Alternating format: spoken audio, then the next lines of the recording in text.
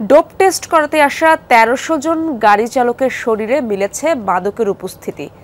আগারগাঁওয়ের national institute of laboratory মেডিসিনে চলতি বছরের জানুয়ারি থেকে মার্চ পর্যন্ত করা পরীক্ষায় এই তথ্য পাওয়া গেছে।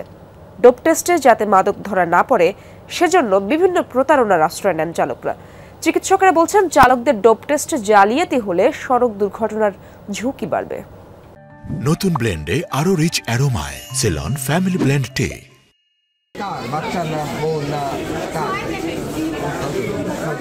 ডোপ টেস্ট করতে এসেছেন এই 4 ব্যক্তি।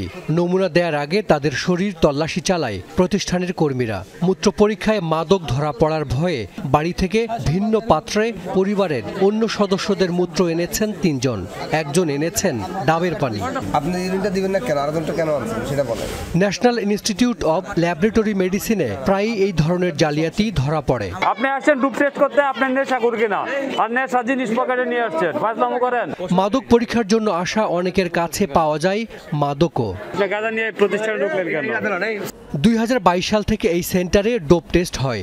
জালিয়াতির কারণে চালকদের তল্লাশি করে নমুনা নেওয়া হয়। তারা বাইরে থেকে ওইভাবে সেটআপ দিয়ে আসে যে একজন আরেকজনের ইউরিন দিবে, এই জন্য যাতে না হয় আমাদের ওয়াশরুমের কোনো দরজা নাই, ফানির ব্যবস্থা টোটালি বন্ধ। কারণ ফানি দিলে তারা ফানি মিক্স করে, এতে স্যাম্পল ইনভ্যালিড আসে, এতে আপনার তাদেরও সমস্যা আমাদেরও সমস্যা। তা আমরা চেষ্টা করি সর্বোচ্চভাবে যাতে সঠিকভাবে মান নিয়ন্ত্রণ করে যাতে আমরা চেষ্টা করতে পারি। সারা দেশের মধ্যে এই সেন্টারেই সবচেয়ে বেশি ডোপ টেস্ট হয়। চলতি বছরের জানুয়ারি থেকে মার্চ পর্যন্ত 3 মাসে 20,000-এর মতো টেস্ট হয়েছে। 1300 জনের মূত্র পরীক্ষায় ধরা পড়েছে মাদক।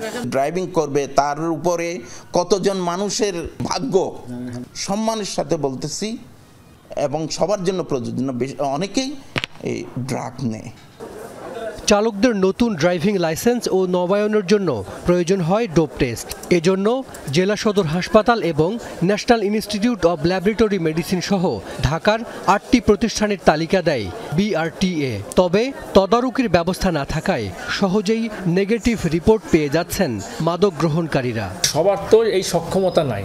আর আমাদের হাসপাতালে যখন স্ট্রাকচার বা অর্গানোগ্রাম তৈরি করা হয় তখন তো আসলে এই ডোপ টেস্টের ব্যাপারটা বাদ দিয়ে অর্গানোগ্রাম তৈরি করা হয়।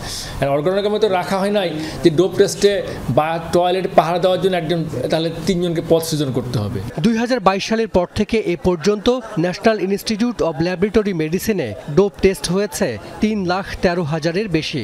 এর মধ্যে মাদক ধরা পড়েছে 17,000 নমুনায়।